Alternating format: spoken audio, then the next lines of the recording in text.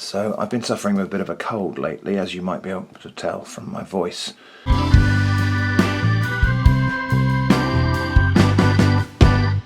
So two of the things that really help me, apart from medicine obviously, when I've got a nasty cold, is spicy noodles. So I'm down to my last couple of packs of spicy noodles. And the other thing is Sloe gin. So this is my homemade Sloe gin. This is about 3 years old, this bottle.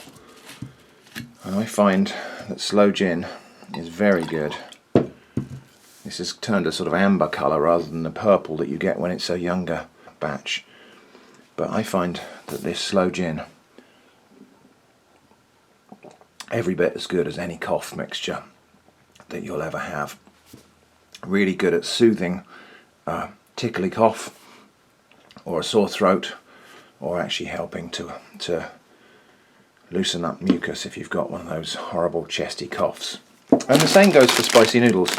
They're actually a bit of chili, makes your eyes water, makes everything loosen up, and if you've got a cold, it's a really good thing to get things moving and make you feel a bit better. But my last 2 packets. So I think we're going to have to head off to Yao Brothers this morning and see what we can find there and restock on spicy noodles. Maybe we'll pick up 1 or 2 other things as well while we're there. Perhaps I'll drink the rest of that when I come back, since alcohol and driving, not a brilliant idea.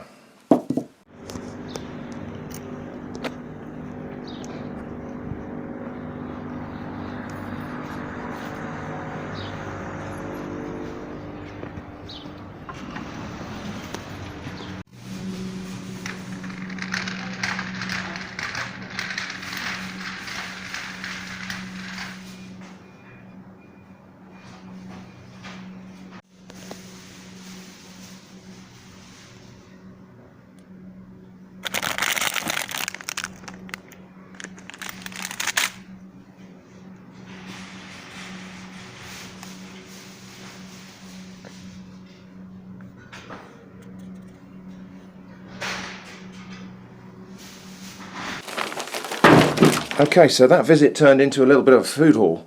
So let's see what we've got.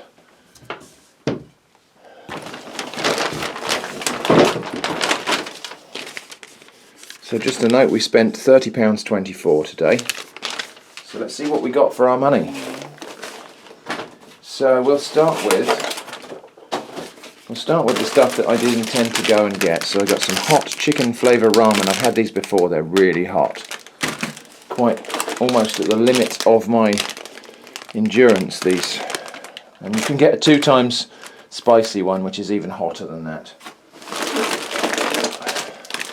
This was interesting, hot dumpling pastry. So this is something a bit different from ramen noodles, I think, but we'll see what that's about. Hot chicken flavour ramen, ice type. No idea what that actually means. Cold stir noodle. I don't know if that means you make them up with I'll read the instructions later. Anyway, Shin Ramen Black,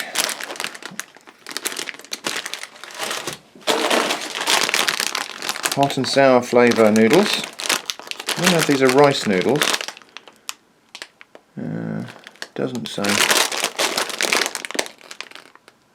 Yeah, it doesn't say.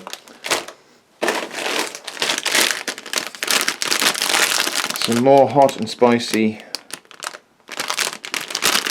with isopeptide, whatever the heck that means. Right, then we've got some hot and spicy potato crackers by the look of it. They feel a bit thicker than normal potato crisps.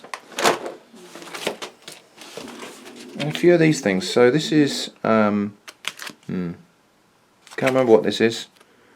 Does anybody recognise that? Some sort of jerky type of thing, but I got a feeling that might be squid or something. Some a vegetarian diet, the steak.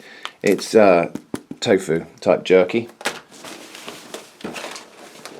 Lovely box of Hello Panda mixed cookies. That's going to work with me. And then on to the other bag. So let's have a look. So more hot and sour noodles. This is black pepper flavour tofu. some fried chili oil. Do you mind, Eva? And then a bunch of things in a can. Now, we've stocked up again for weird stuff in a can. So we've got peanut soup, we've got Calpis yogurt water drink. I think it's pronounced Calpis, it might be Calpi. Nestea and Nescafe. I'll probably do those together. This is a peanut milk drink. I don't know if that's the same as that. It doesn't look quite the same, but it doesn't look all that different either. Little can of what I think might, well, it looks like apples, but I think that might be Asian pear. Perhaps somebody can read that and tell me what that is, because there is literally nothing on there that I can read. Oh, since 1996. So yeah, I don't know if anybody can tell me what that is. Maybe that's just an apple drink, I don't know. And finally, some braised eel, which is, I really like this stuff, and I've been eating this for years, actually, and I've got a whole collection of the cans from this, which I'm going to be making a project out of really soon. So that was it, that's my... Oh, there was one more thing. I bought some Golden Gate roast pork puff pastry as well. There were 3 of these when I bought them, and one of them has mysteriously vanished on the way home.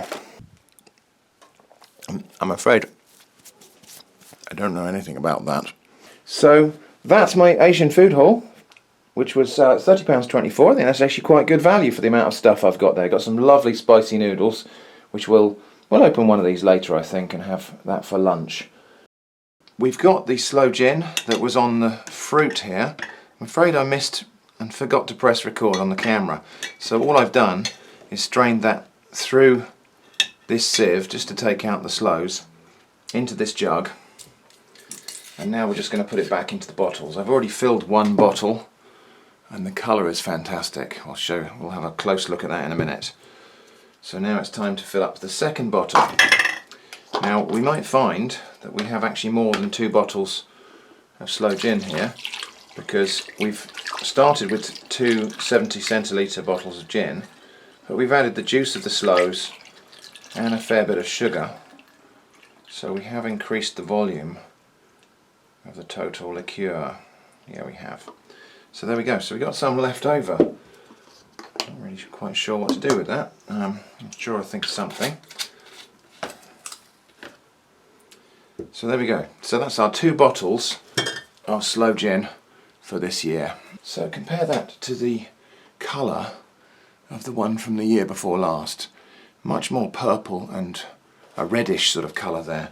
But I think we're probably going to see that more if we pour some out and compare the actual liqueurs themselves. So here's the aged one.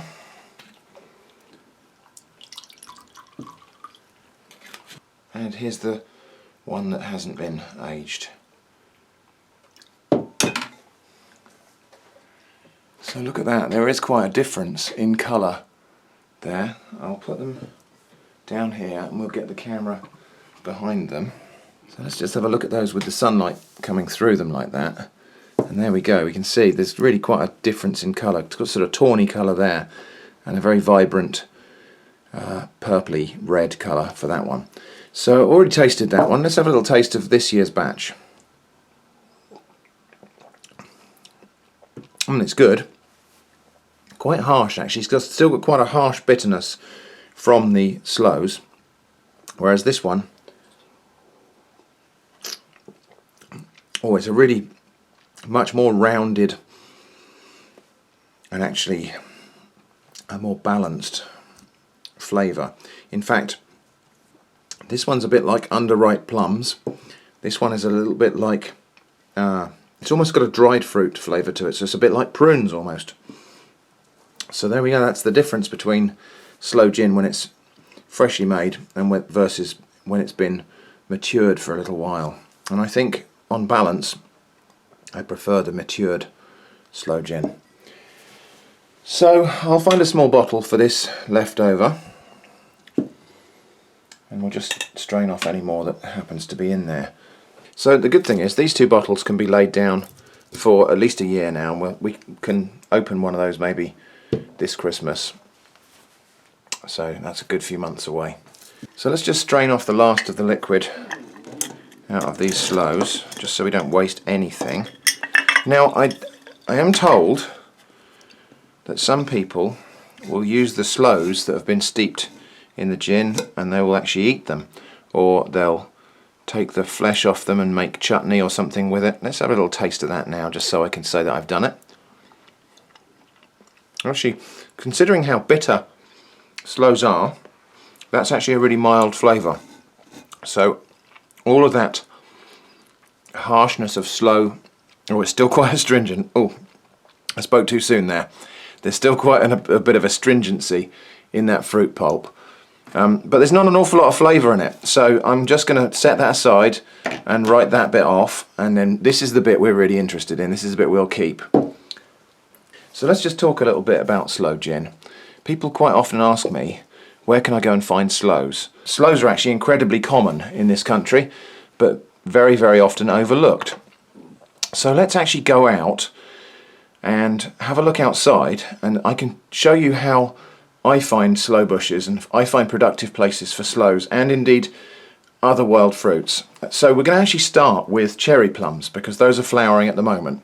And so what I tend to do is I'll go out in springtime, and when I'm driving around or walking around, I'm going to look for the blossom of sloes and cherry plums and make a mental note of where I find those, and then go back in the autumn or late summer to actually pick the fruit. So the trick is to go find the blossom now. So at the moment cherry plums are flowering, sloes haven't started flowering yet. It's late February, daffodil time, so we're just going to keep our eyes open over the next couple of weeks and we'll look out for sloe bushes. But let's go and do a bit of that right now. So here we are, this is the side of a busy road. Now, it's a frosty morning, and yet when we look in close, we're going to find, I thought we were going to find, here we go. This is the blossom of plums, just about to open. Let's go and see if we can find some flowers that are actually open.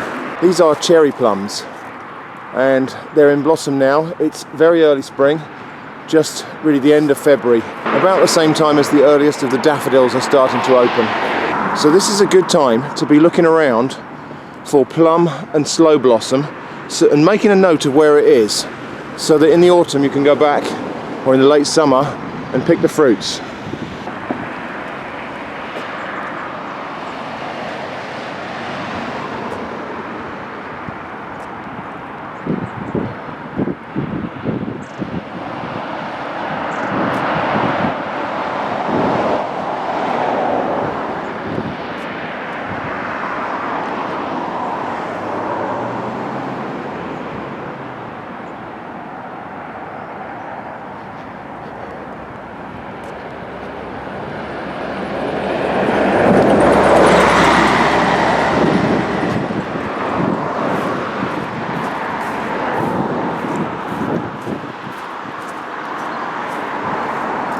So of course we're right by the side of a busy road here, and I do not recommend that you would pick plums in the late summer from right by the side of a very busy road, just because of pollution and soil splash, and it's just not the nice place to stand and pick fruit really.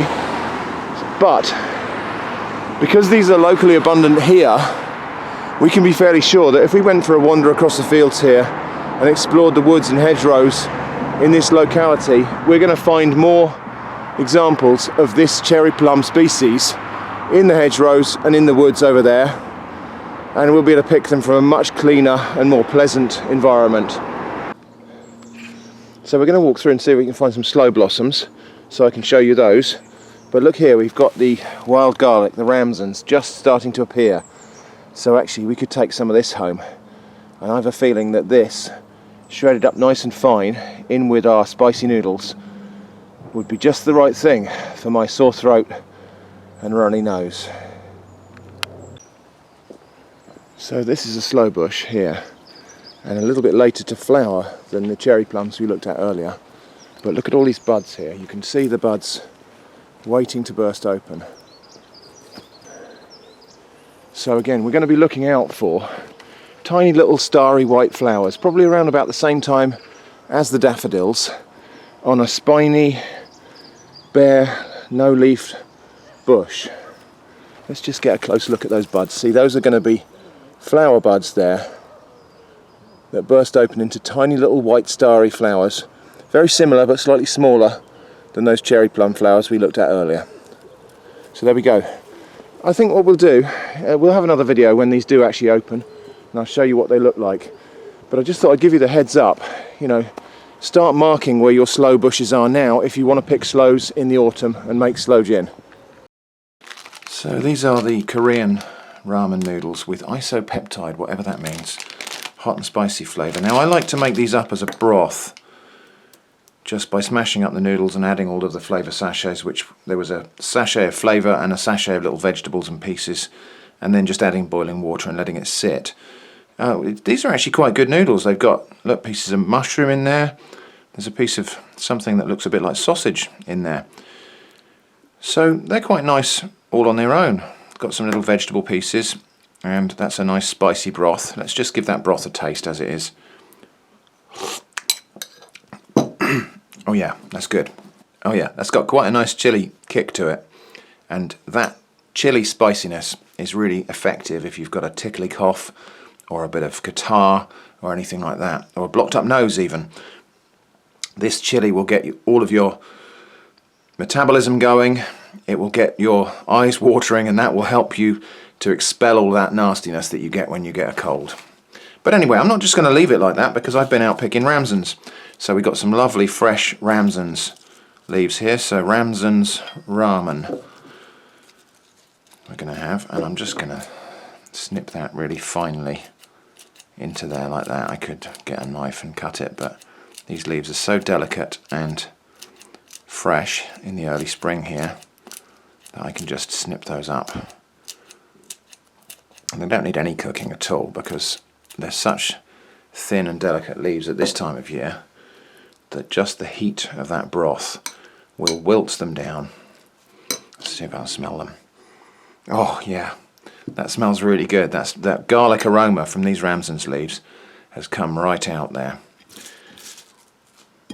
That's great. And I think the other thing we'll do, because I'm really curious about this, I bought this at Yao Brothers this morning, and I can't remember what it is. I think it's some kind of tofu or preserved vegetable thing, but I think we'll open this up. It's meant to be a snack, I think. It's definitely vegetarian, I can say that much. Oh, it's preserved vegetables, I think. Let's have a little look and a taste. So it's very wobbly. Oh no, it's tofu. It's tofu, but it's been prepared in the style of seafood. So it's got a real rubbery seafood sort of texture to it, and a lightness of texture and flavour. Quite a fragrant lemongrass sort of taste to it, but with a bit of chilli. But it looks a bit like squid, but that's made of tofu. That's good. So very tasty on its own, but we're going to plonk that in there for just a bit of extra flavour and interest. So there we go. So that's how I keep myself going when I've got a cold. I hope that's been interesting. Thanks for watching, and I hope to see you again soon.